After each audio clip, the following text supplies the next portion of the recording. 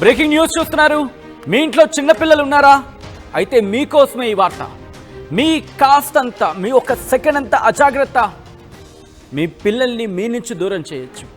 బహుశా ఈ కథను చెప్తున్నప్పుడు, మాట్లాడినప్పుడు నా మీద మీ కోపం రావచ్చు. అఫ్కోర్స్ సహజం అది. కానీ మిమ్మల్ని జాగ్రత్త పరచడంలో భాగంగా కథను చెప్పడం జరుగుతుంది తప్ప మిమ్మల్ని కలవరపడి గురి చేసే ఉద్దేశం, మిమ్మల్ని బాధించే ఉద్దేశం ఆర్టీవీకి లేదు, ఉండదు. కానీ ఇటువంటి కథలను చూసినప్పుడు కాస్త కలవరపడి గురే అవకాశం ఉంటుంది. కాబట్టి దీనికి సంబంధించి తగిన జాగ్రత్తలు తీసుకోవాలని ఆర్టీవీ సూచించడం జరుగుతోంది. Here is the big breaking news. ముంబైకి సంబంధించి ముంబై నైగావ్ ఏరియాలో ఘోరం చోటు చేసుకుంది. 12వ అంతస్తు నుంచి పడిపోయి 4 ఏళ్ల చిన్నారి మరణించడం జరిగింది. సీసీ ఫుటేజ్లో ఆ దృశ్యాలు రికార్డ్ అయ్యాయి. ఇన్ఫాక్ట్ ఆ చిన్నారి అన్విక ప్రజాపతిగా గుర్తించినట్టుగా తెలుస్తోంది. ఫ్లాట్ ముందు చెప్పులతో ఆడుతున్న చిన్నారి అన్వికను కిటికీ పక్కనే ఉన్న షూ కబోర్డుపై కూర్చోబెట్టింది తల్లి. మీరు చూడొచ్చు ఆ విజువల్లో. కిటికీ పక్కన ఉన్న షూ కబోర్డు మీద కూర్చోబెట్టింది తల్లి. వెంటనే కిటికీలోకి ఎక్కి కూర్చుంది ఆ చిన్నారి.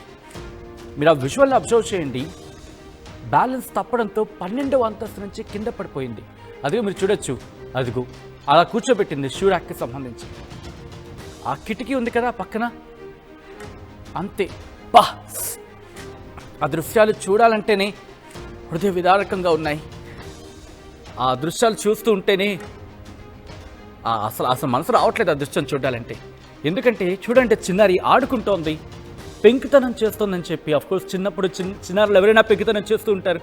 ఆ పెంకుతనం చేస్తోందని చెప్పి ఇలా ఒక్కటిచ్చిందంతే. ఒకటిచ్చి అక్కడ కూర్చోబెట్టింది. ఆ కూర్చోబెట్టింది మీరు చూడొచ్చు విజువల్స్ అవి. అదిగోండి, ఆ తలుపు దగ్గర ఏదో హడావిడి చేస్తోంది చిన్నారి. దీంతో ఆ తల్లికి అదిగో వెళ్ళిపోతుందని చెప్పి ఒక్కటిచ్చింది. ఇచ్చి అక్కడ కూర్చోబెట్టింది.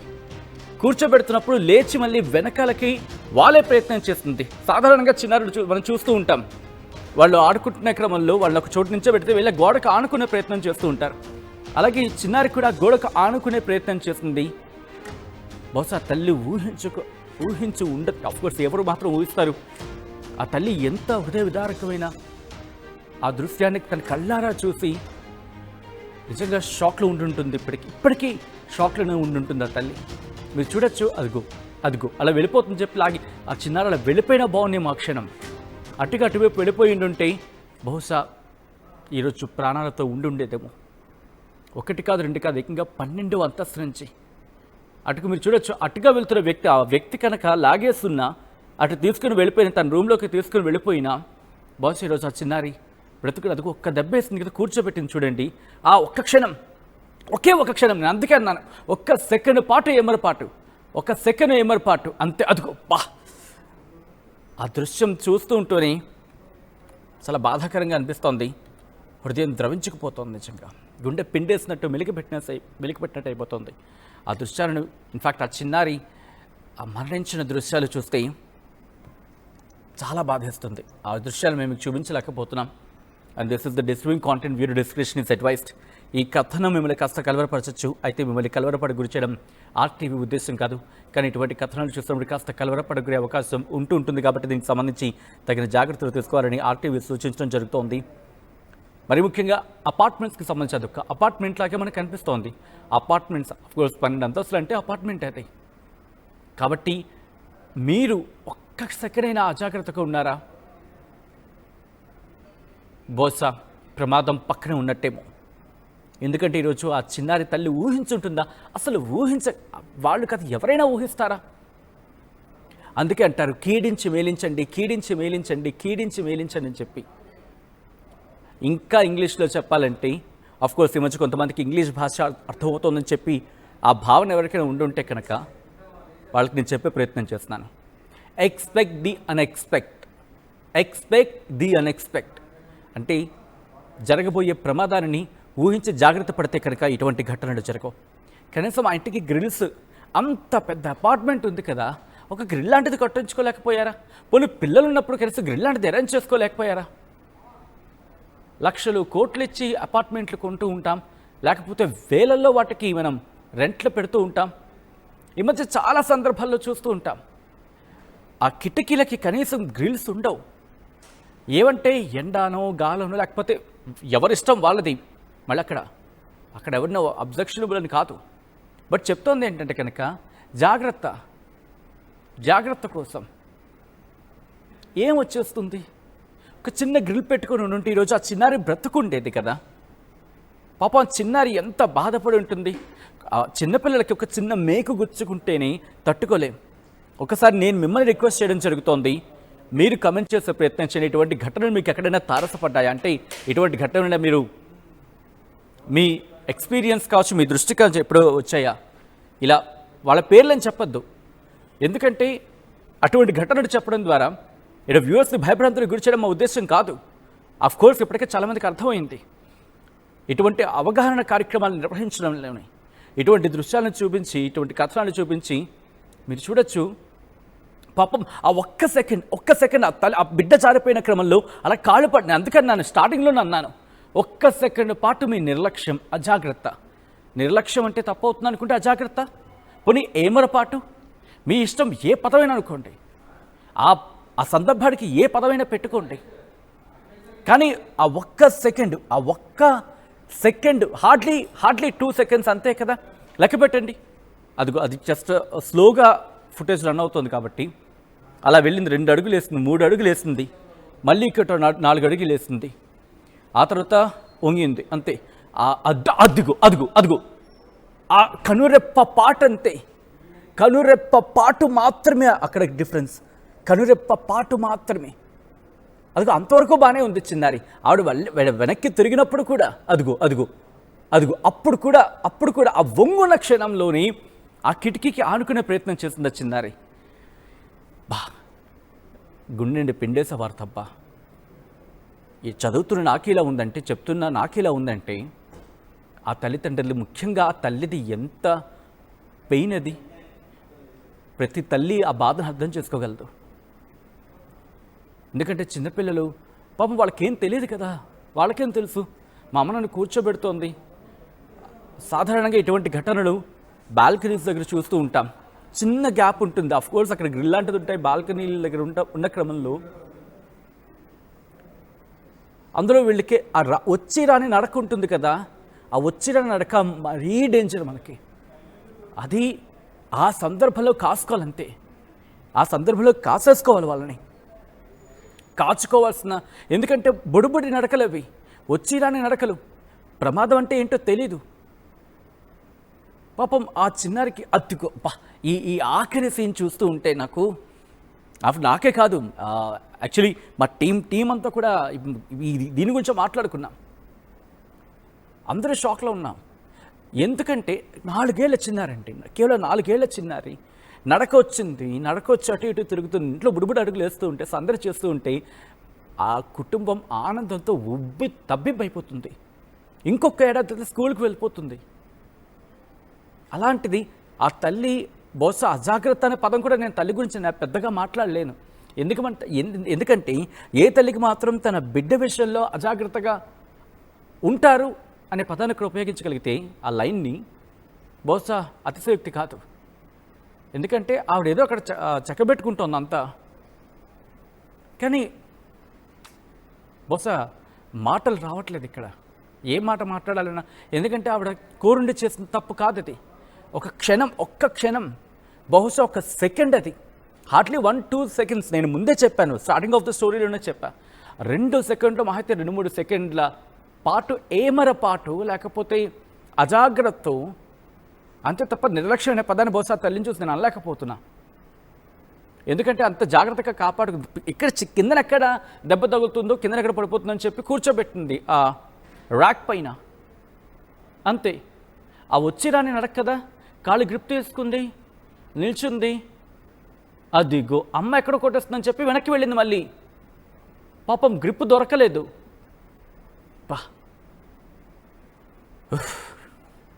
నిజంగా ఇటువంటి ఘటనలు ఇంకెక్కడా జరగకూడదని కోరుకోవడం తప్ప అంతకు మించి ఏమైనా చేయగలమా? ఎస్, చేయగలం. ఇటువంటి ఘటనలు జరగకుండా ఉండాలంటే ఆ ఇంట్లో చిన్నపిల్లలు ఉన్నారంటే మాట్లాడుకోండి. ఇంట్లో వాళ్ళు నడిచే క్రమంలో ఎటువంటి జాగ్రత్తలు తీసుకోవాలి, తప్పు లేదు,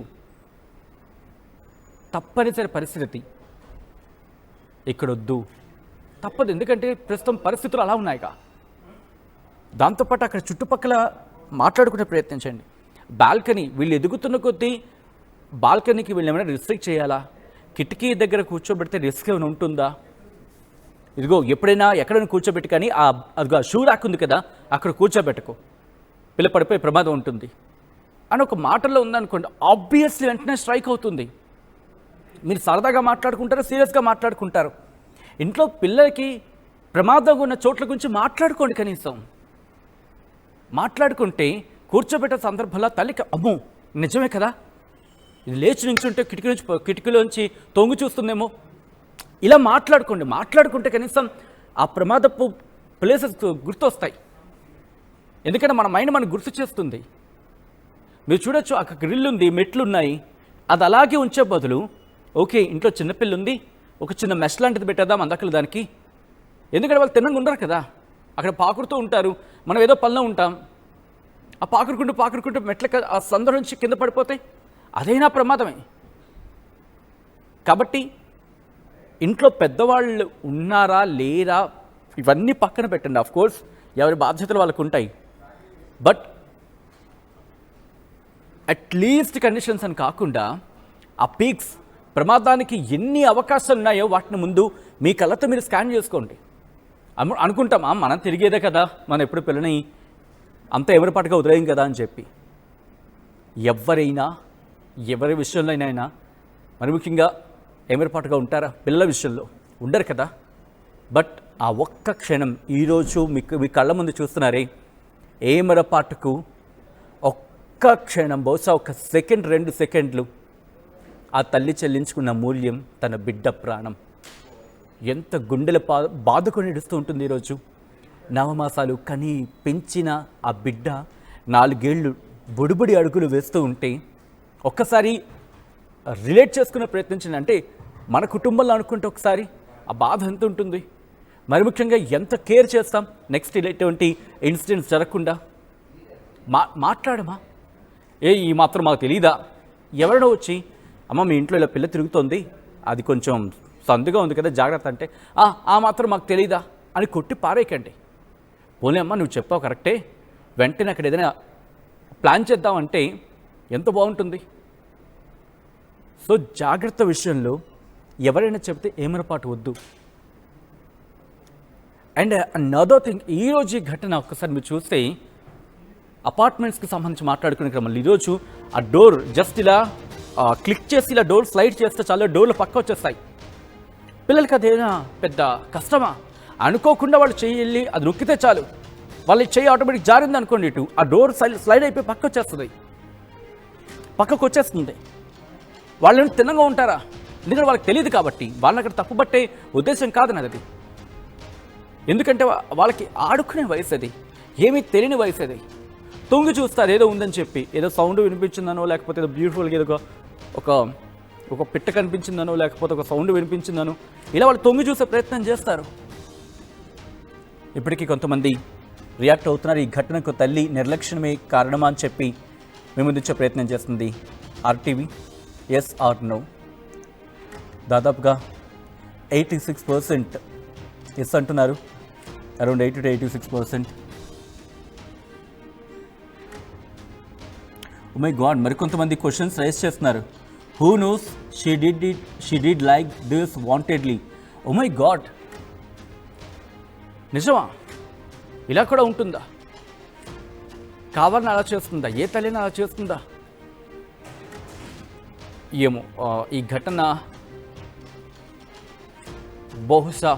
బహుశా ఆలోచించుకోవాల్సిన ఘటన. నాకైతే చాలా ఏమంటారు, నాకేం అనిపించట్లేదు. ఎందుకంటే నా కళ్ళ ముందు ప్రెసెంట్ ఆ పిల్ల మాత్రమే కనిపిస్తుంది. ఆ తల్లి కోరుండి చేస్తుందా లేకపోతే కోరుండి చేయలేదా, అది అనుకోకుండా జరిగిందా అనేది నాకేం ఇప్పుడైతే తగలట్లా.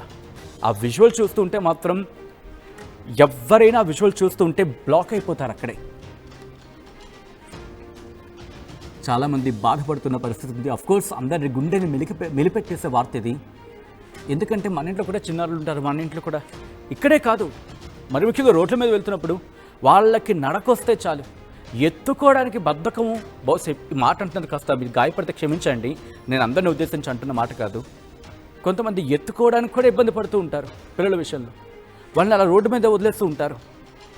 ఆలోచించుకోండి తల్లులు, మీ బిడ్డ మొయ్యడానికి మీ బరువు అయితే రేపు మిమ్మల్ని అదే బిడ్డ మొయ్యాలి. సో అప్పుడు అదే బరువు వాళ్ళు ఫీల్ అయితే. కాబట్టి రోడ్ల మీద మాత్రం దయచేసి వాళ్ళకి నడకొచ్చినా కూడా రద్దీగుండ ప్రాంతాలు కాదు, దాదాపుగా వాళ్ళ కాళ్ళ మీద వాళ్ళు పరిగెట్టగలిగే పరిస్థితి వచ్చేంత వరకు వారిని దగ్గరగా చూసుకుంటే బాగుంటుంది. ఎందుకంటే ప్రమాదం జరిగిన తర్వాత గుండెలు బాదుకుని ఏం చేసినా పిల్లలు తిరిగి రారు కదా. అందుకే ఆ ఏమరపాటు ఒక్క క్షణం ఏమరపాటు, లేకపోతే అజాగ్రత్త. మనం చూసాం, ఒక తల్లి స్కూటీ మీద వెళ్తూ తన పిల్లాడిని వెనక్కి స్కూల్కి తీసుకెళ్తున్న క్రమంలో ప్రమాదం జరిగింది. ఆ పాపం ఆమె బిడ్డను కోల్పోయింది. ఆ బస్ కింద పడి ఆమె బ్రతికింది. ఎంత క్షోభ, మరి ముఖ్యంగా ఎంత కడుపు కోత, ఎంత బాధ. అక్కడ నిర్లక్ష్యమా, అజాగ్రత్త, అసలు ఏ పదం వాడినా ఏమన్నా అక్కడ పిల్లలు తిరిగిరారు కదా. ఈరోజు ఈ ఘటన చూడండి, అదిగో అక్కడ మీరు చూస్తే రెండు కాళ్ళు చక్క దగ్గర పెట్టుకుంది. అలా చూసింది. బహుశా అదిగో ఆ చూసినప్పుడు అక్కడ కూర్చునే ప్రయత్నం చేసింది. అబ్బా, అది పాపం అమ్మకి ఇబ్బంది కలగకూడదు. నాకు తెలిసి ఆ చిన్నారి ఇంటెన్షన్ అదే అయి ఉంటుందేమో. ఆ విజువల్ చూస్తూ ఉంటే నాకేమనిపిస్తుందంటే, అక్కడ అమ్మకి ఇబ్బంది పెట్టకూడదు. చిన్నపిల్లలు అర్థమైపోతూ ఉంటారు కదా. అదిగో అక్కడ కూర్చున్న తర్వాత సరే అమ్మ ఏదో సర్దుకుంటోంది, అక్కడ పైన కూర్చుందాం అని చెప్పి ట్రై చేసింది. ఆ ట్రై చేసే సందర్భంలో ఆ వెనక్కి వాలే ప్రయత్నం చేసినట్టుంది. నాకైతే అదే అనిపిస్తుంది. మీకేమనిపిస్తుందని చెప్పి ఒకసారి చెప్పే ప్రయత్నం చేయండి. నిజమే, పాప మా తల్లి ఎంత బాధపడుతుందో. సడన్ ప్రమాదం, ఇందులో ఆమె తప్పు ఏమీ లేదు అని చెప్పి ఇంకొంతమంది కామెంట్ చేస్తున్నారు. నిజంగా చాలా బాధ కలిగించే వార్త ఇది. తల్లికి సంబంధించి చాలా జాగ్రత్త పాటించే ప్రయత్నం చేయండి అమ్మా. ఎందుకంటే అఫ్కోర్స్ ఇక్కడ తల్లి కోరిని చేస్తుందా, కోరిని చేయలేదా, బహుశా అది చాలా లాంగ్లో ఆలోచించుకోవాల్సిన విషయం. బట్ యాజ్ ఆఫ్ నో మనం చూస్తున్న ప్రకారం మనకేమర్థమవుతుంది, ఎక్కడ తల్లి అజాగ్రత్త అంతే. నిర్లక్ష్యం అనే పెద్ద పదం బహుశా నాకెందుకు అంత